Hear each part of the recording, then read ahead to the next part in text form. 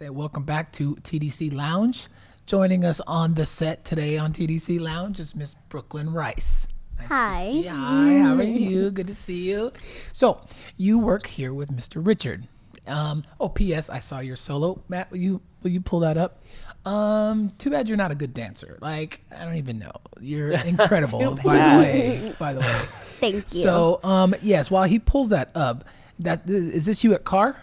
Yes. That's Carr. Which one? Anaheim or which one? Do you guys remember which one it was? I think that might have been Redondo Beach. Was it really? Yeah. It might have been. Yeah. I think so. Is Carr one of your favorite competitions to go to? And Yeah. Rainbow. Rainbow's good. Yeah, I like Rainbow A lot too. of fun. Yeah. Yeah, dude, you're pretty good. Thank you. How long did this take you guys to put this together? Oh, months, right? Maybe 2 or 3 months. You guys took your time, huh? We meet once a week. That's good. So we usually take our time and and create it together. Yeah, and work on the technique of it and clean it and stuff like that. Good. Are you a petite here or a junior? Petite. Petite. Petite. Wow. Wait, didn't you win at Showstoppers with this? She was first Yeah. overall. Yeah, Crystal Award, right? Oh, Yeah. is that it? Oh, Yeah. really? Out of like 200 soloists, really? Like, It was oh my like God. 2 full days of soloists. or something like Soloist, that. yeah. That's all. Yeah. Yeah. Well, congratulations. That's incredible. Thank It's you. beautiful, yeah. So what attracts you to, I mean, obviously your technique and stuff, but what attracts you to somebody as a dancer like that says, hey, I really want to work with her? Well, Brooklyn, I've been working with her since she was 5. I think it was 4. Maybe Wow, 4. wow. I mean, I think we did I think you were in my ballet class and we did Be Our Guest. Were you in Be Our Guest? Or was it the year after that? No, I wasn't in that. She wasn't in. I think it was the year after. So maybe 5 years old. And at a Dodge Dance Center. And I started doing her solos a couple of years after that. And what I love about Brooklyn is she is just a hard worker. I love that, yeah. And she's there with me in the room when I'm teaching and when we're working on solos. We get work done, but we have a lot of fun. That's cool. That's cool. And Brooklyn, I'm gonna brag a little bit, was just nominated for an award. It is best mini dancer worldwide for danceUponADream.com, which is like a really big deal. So I'm really excited about that. That's for awesome. her. That's amazing. Congratulations. Yeah, Thank you. and she's also featured in, which I know we'll talk about later, but the series I'm contributing to the Teen Dance Challenge network called Dance Technique on the Edge. She is the first guest dancer demonstrator on the first episode. Yeah, you kind of have to stay with who you know, right? Yes. Yeah, yeah. So it's great. Yeah. On the first, one of the episodes we just shot here recently, we were talking about how, teachers and students, you might have 300 or 400 students, but there's 1 or 2, maybe 3 kids that you really kind of like give yourself over to, meaning you're willing to give more to them because they give you back in return. And it can only be, it can only come to life when you have somebody longer than just 1 year. It's 2 and 3 and 4 years, and like to the point where you're at their graduation, seeing them graduate. And you're on the right track, but I feel like the whole story takes longer to really develop. Do you find that? I fully believe in that because I think that when you're with one teacher for a long period of time, it lets your teacher get to know you in terms of your body, your facility, and learn where you need to go next, especially as you're growing. I mean, how old are you now, Brooklyn? 9. Like 9. I mean, this is not the Brooklyn I'm going to see in 5 years. No, even a year, like that's, yeah, or week to week. So somebody has to know her and how she's changing and how she works in order to guide her to get to be that, professional ready young woman that she's going to end up being. And I think that's really important in a dancer's career, personally, as a teacher. Do you look forward to your times with him, like by yourself, or do you like more the classroom kind of thing? Which one do you like better? I like it kind of by ourselves because then we actually get to do like more technique and because some people in class, they talk. So I'm like, I want to learn more. Come on, go. Yeah. But as one, it's easier. Yeah, and it's for you, right? Yeah. Yeah. Yeah, that's cool. It's that old story. Like, I feel like when I'm teaching, like to ask, like, do I like catch on to one student? I feel like when I'm teaching in a class setting, I want to give to every student in the room. So I'm constantly changing my location because the minute, especially at this age and younger, because where I group kids usually from 7 to 9 or mature 6 to 9. And so if I'm not moving around the room, that 6-year-old in the corner is going to start talking to her friend. So I'm constantly moving. Yes. But when we get one-on-one, I feel like that's when I realize how the connection really molds. And I always tell my students, if you are in the room with me, I'm in the room with you. Right. If you're not in the room with me, then there cannot be connection. No, there isn't. It has to be that way. So, and I think there's a lot of things that people are going and getting their solos done by other people, which is great because then you get an opportunity to work with other people.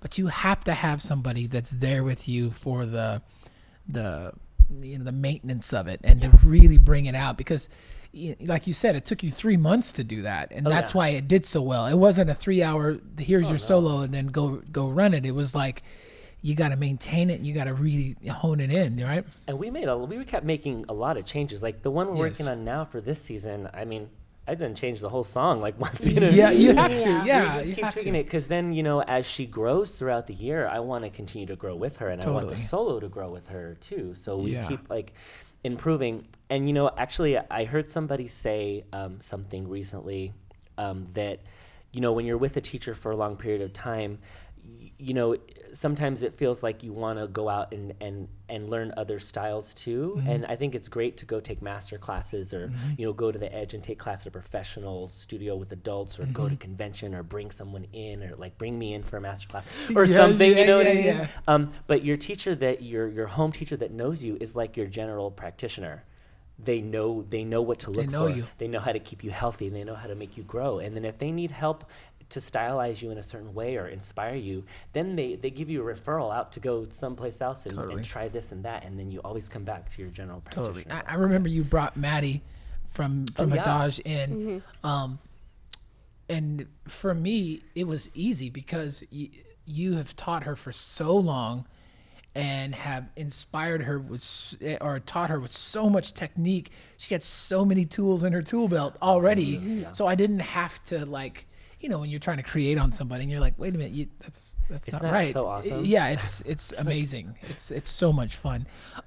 So what's when you guys sit down to do a solo together, where do you start? I'll just go start from there. Where do you start? It depends. Every year's a little different, and as she gets older, I think it changes, because the first year that we did it, I think it was your first year your second year competing, and it was her first solo ever, and there was limited things that she really knew, because the technique, the way that I teach when you're little, really is very methodical, and there's certain things you learn at certain times as you're growing at first, and then it's kind of designed that the dancer eventually just takes off on their own, kind of not leaving me, but kind of starts to experiment with movement, and things just kind of happen, I guess, within the technique. And so the first time we did it, I picked the song. I picked, me and Allison actually did it together, kind of, and we picked the song and stuff. But then as she grew, and every year, now we're at the point where I'll play a few songs for her. I'll have her improv at first to music and kind of see where it goes. And so I think we kind of create it together. What kind of music speaks to you? Like he said, he plays a few songs. What kind of music where you're like, oh, I like that? What in a song makes you go, yeah, that's the one? It's kind of like, I really love his technique and his teaching a lot, but when he gets into I want you to do something hard but then smooth. Yeah. I like like the dynamics of it, different dynamics. That's cool, because I feel like watching your solo that you actually really listen to the music. for me as a choreographer and me as a teacher or me just as an audience member, I really enjoy seeing what I hear. And when somebody doesn't do that, it's like nails on a chalkboard for me. It's because it's like this beautiful piece of music and you're not listening. So hats off to both of you just by watching that. That's fantastic. Is there something like when you first start dancing, do you guys know, yep, this is the song? Like, do you guys do it together, or is it you that go, oh, I like this one? Kind of both of us. Together, yeah. Yeah, because he's like, oh, I really like the song. Do you like it? And I'm like, oh, yeah, I really like it. That's Let's cool. do it. Yeah, And then- yeah, that's cool. Yeah. That's really cool. Because it's hard to like hand somebody a song and It then is. they don't really get it. And it's like talking in two different languages, isn't it? It's weird. It is, and I feel like I've worked a bunch of different ways. Like, I've definitely worked in a way where I've handed somebody a song before, but I feel like there are certain dancers sometimes that maybe they don't quite know what it is that they kind of want, so you have to kind of guide them, and then That's fair. eventually you get there. That's fair. But ideally, I want to work together because I feel inspired that way. Me too. I feel like I learned something from them, the way that they And there's like hear this, music. I truly believe in like there's this invisible energy that's in the room that the moment you give energy, it's met at the same time. Completely, yeah. And as soon as it meets on the same level, because a lot of times, like if you're wanting to do lyrical and you're wanting to do contemporary, you're missing. But the moment that it hits, you like, even picking a song, you go, yeah, and you don't even have to say anything. Your totally. eyes lock and you go, yeah, that's the song, Yes. you know, right? So I believe, and this, I'm being selfish at this point, but I believe that there's a place and a time for the relationship that you guys have at this point. And it doesn't happen when a girl walks in and she's a good dancer and you get it doesn't work like that. It's created over time. It's created over time and time and time. Yeah. I feel, because, when I go out places and I choreograph solos, other places, I always try to strive to find that magic. And I think that's really the key, is being able to have somebody that you can work with. You and be live in the for that room, moment. Yeah, live for in the sure. moment. But ideally, when you go back there again and you do it again and again, over time, whether I'm doing it at a Dodge with with a Brooklyn that I work with every day, or I'm going back every year and setting a solo for somebody, over time it matures and it grows. Totally. And I think that's what you're talking about too. It just like a magic happens as you get to know each other and grow. Have you got as to artists. a place now where you can kind of know what he's going to say before he says it? Definitely corrections in class. Sometimes I can tell with the dancers like Brooklyn and a lot of my dancers I have is like I can walk by them and they'll fix it before I even say it. They know it. That's good. That's They amazing. already know what I want. So before you go on, what's your guys' kind of what's your pre-show, The pre-show, get ready to get go, on go stage. juice. Yeah. What is the go-go? What's this? What do you guys do together before you go on stage? What's the shtick? What do we do? Well, it's really hard. But sometimes he changes stuff before I go on stage. I'm like,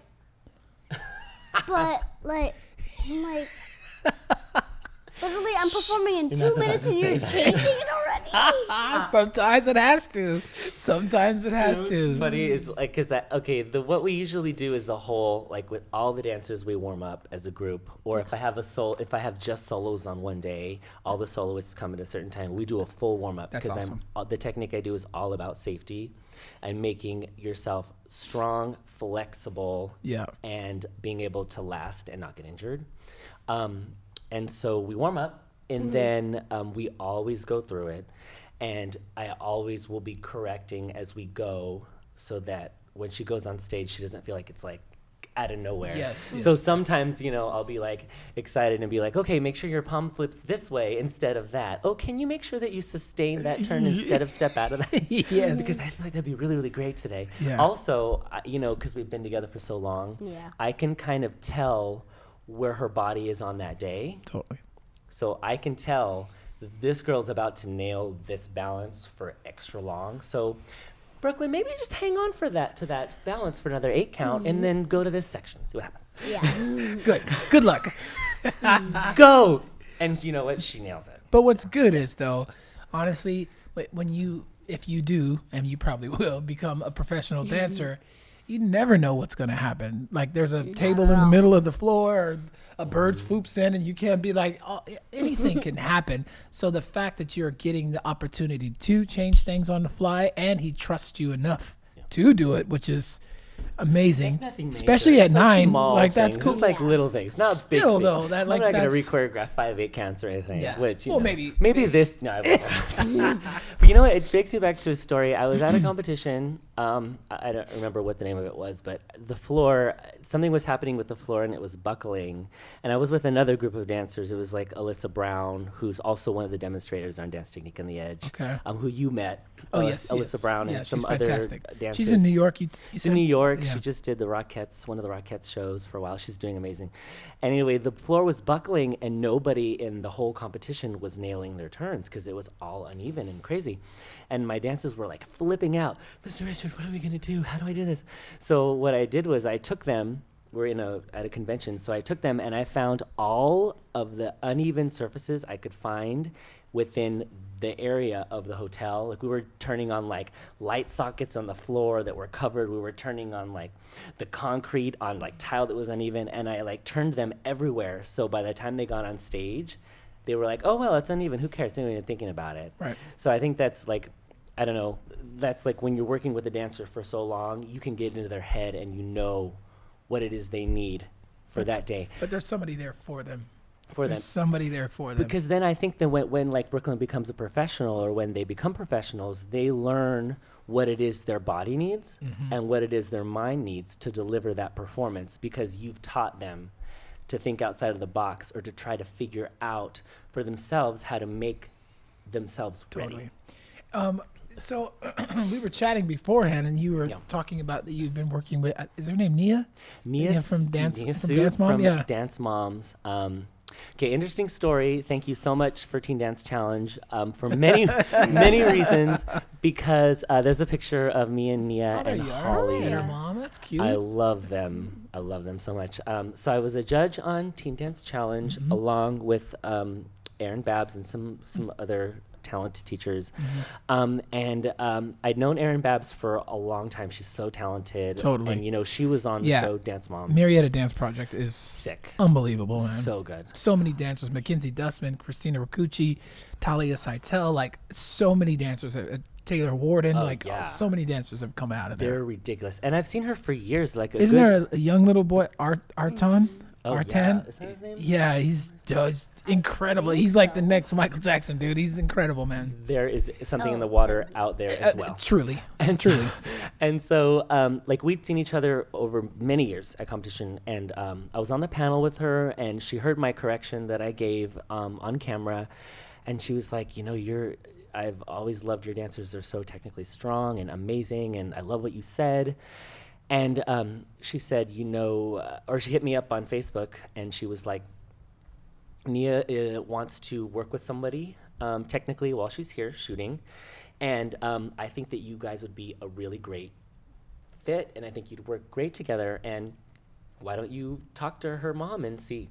So, her mom texted me, and I was like, oh my God. Yeah. And so we met up, and I've been working privately with Nia for like 3-4 months now almost. And Nia is one of the hardest working dancers I have ever worked with. So hard. She's like a great student, and she does her homework. That's cool.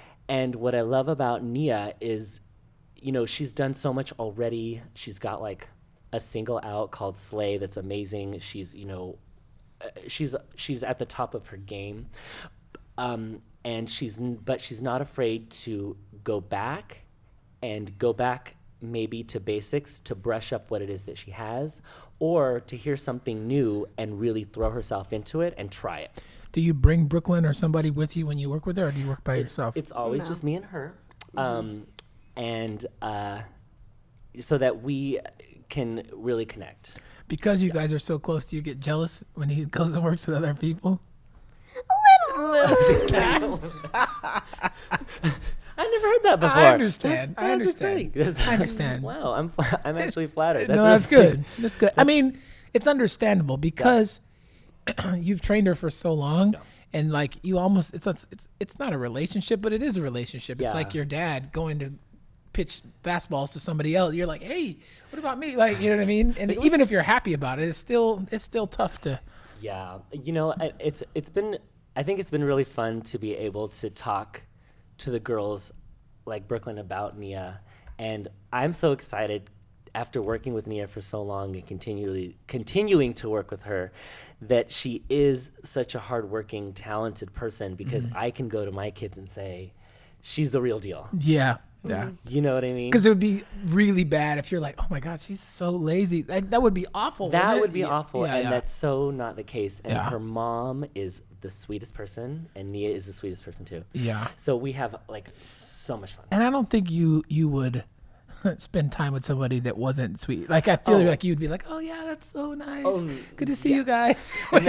You know, and it's also like you said, like when you go into the room with somebody who's in the room with you, you're willing to give even more of yourself. Right. And I feel like Nia's willing to really be in the room with me and give her complete trust in me, and I'm willing to give her everything I know. Totally. I'm like, heck yeah, here you go. Here's everything. Yeah. I think that we have some footage of me working with her too somewhere. There's pictures of us.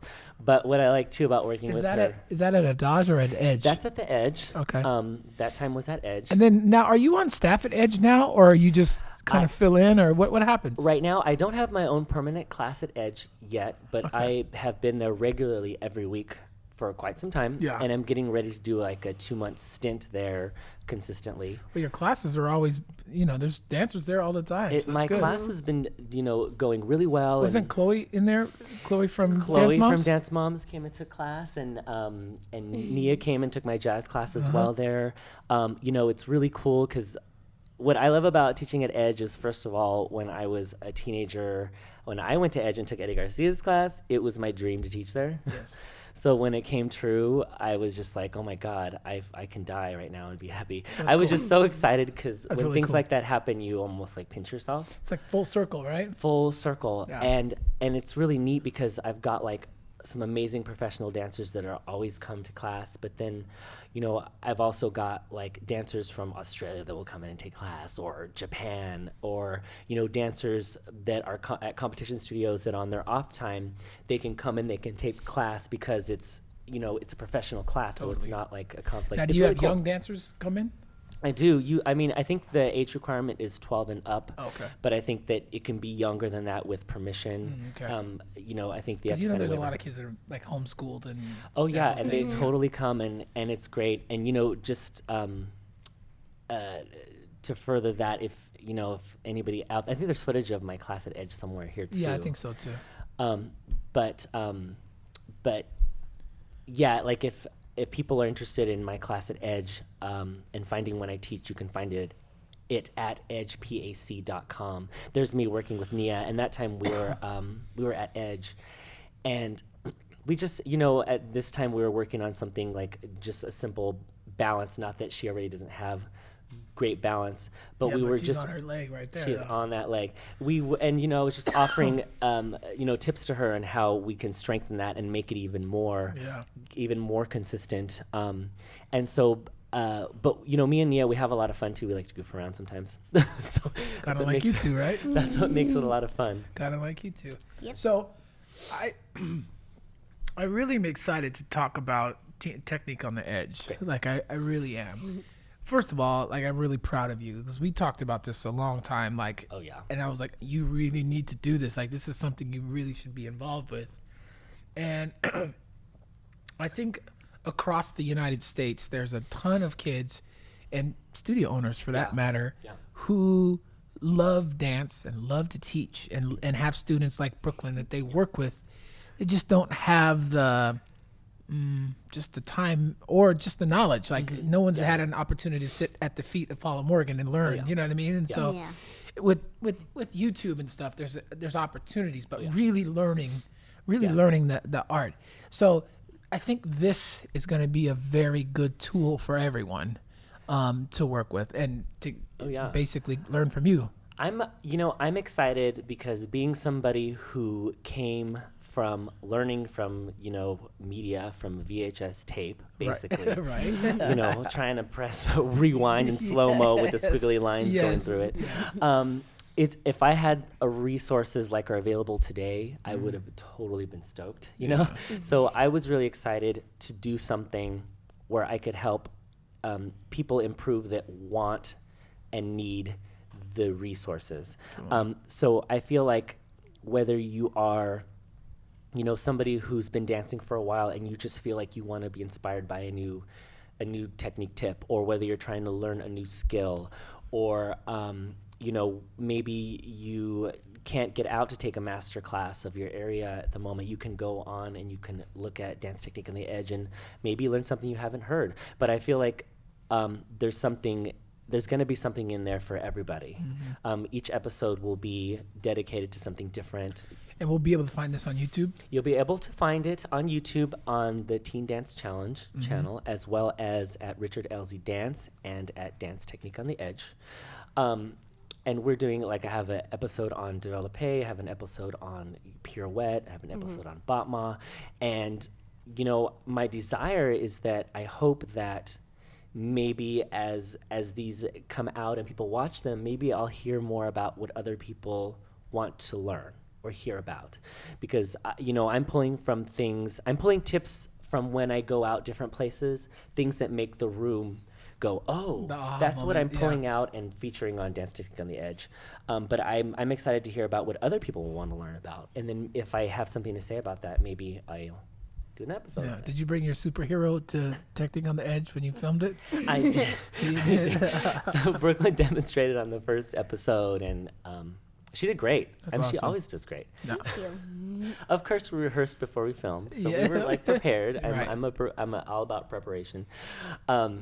And I'm just super stoked for people to see it. I really am. I am too. I really am. I I see you work every week, and then I see your work at competition, and I just feel like I said earlier, the art of really teaching somebody how to correctly do something is being lost. Yeah. Because everyone is so creative and so into the music, which is great. Yeah. It's like a changing of the guards, and I think that's fantastic. But I think your ideas can't really come to life until you work your craft, and your craft is being able to actually do the step correctly. Oh, totally. Does that make sense? So I think that's where, I don't want to sound like I'm beating a dead horse, but I really, really want the world. And I think that's what I want here at TDC Lounge, is to talk about those issues that I think are really important, that I don't want the dance community, especially the youth community, to lose. Because everybody's trying to make the best choreography. Yes. But I also want them to be the best dancer at the same time. And I think I wish somebody would have said that to me. Because again, I wanted to do the best choreography and be on the show and get to book the best job. But really, what it comes down to is really being the best dancer, and then all that other stuff will come. Well, I think too, if I'm gonna okay, so I'm an artist, and as an artist, and Brooklyn as a dancer, and me as a dancer, first, if I'm gonna create my art, it's the same as if I was like a painter. I would want to paint with the best paints I could find, because it creates a richer canvas picture. So I feel like when you train technically and you do it correctly, then whatever picture you're painting, whether it's going to be a ballet or contemporary or hip hop, doesn't matter. The paint is richer and it lasts. Yes. Because you're training safely too, and you're learning to make your body last so you can dance to your 40 or 50 if you want to, ideally. You know what I mean? So I'm, So what's next for you guys? What's this competition season? What would you like to happen this competition season? I just want to try my best, go out there, have fun, just be myself. Well, just spending 2 minutes with you, it looks like you already have fun. But I feel like besides the competition, the competition side of it, it seems like you have the same mindset as Mr. Richard, in that you're satisfied when things are good, but you're always searching to make it better. Is that true? Yes. Yeah, I think I call them killers, high level dancers that when the competition's harder or the audition's harder or there's not a lot of stress, they get better every time. Yeah. And I feel like there's not a lot of killers in the world, but you know, they're around. Oh yeah, they are around. And especially here in California, you're like, Lord have mercy, there's 15 or 20 of them in one competition, which is great for you. You know what I mean? And obviously, if you go to, you know, Showstoppers and there's 200 girls and you win first overall, she wants to be around lions. That's a killer. That's a killer. You want to be king of the lions, and I think that's amazing. Yeah. So I really appreciate you guys coming through. This was awesome. So good luck this week, though, or this year. I mean, I think it's going to be awesome. I've got a couple of things for sure next for me. If you don't mind, I really want to talk about. Please. So, of course, Dance Technique on the Edge is up. You can find it on YouTube. And I've also got combinations out on danceplug.com, which is a website where you can go and learn choreography tutorials, as well as create an online profile about yourself with your headshot and your reel, if you'd like to. Okay. And there's also posts about auditions. So please check out my lyrical combinations on that. And I'm also working on right now getting on to a convention. That's one of my goals because I want to continue to reach out to more dancers. They'd be lucky to have you for sure. And get out to more master classes. And, you know, I'm excited to just keep creating and hopefully be a judge on the next Teen Dance Challenge as well. Well, that's a given, dude. Because it was awesome. Yes, that's a given. I mean, really. So, we really want to thank everybody being on the show today. Thank you guys for being on the show today. Thanks everybody for joining us today. I want to thank Mr. Richard Elszy and Brooklyn Rice for stopping by today. Remember to subscribe on YouTube at Teen Dance Challenge and to catch all our episodes every Wednesday at 9 a.m. Like us on Facebook, follow us on Instagram, Teen Dance Challenge, and Twitter at TEEN_chow. As always, I'm Mr. Tyson. See you later.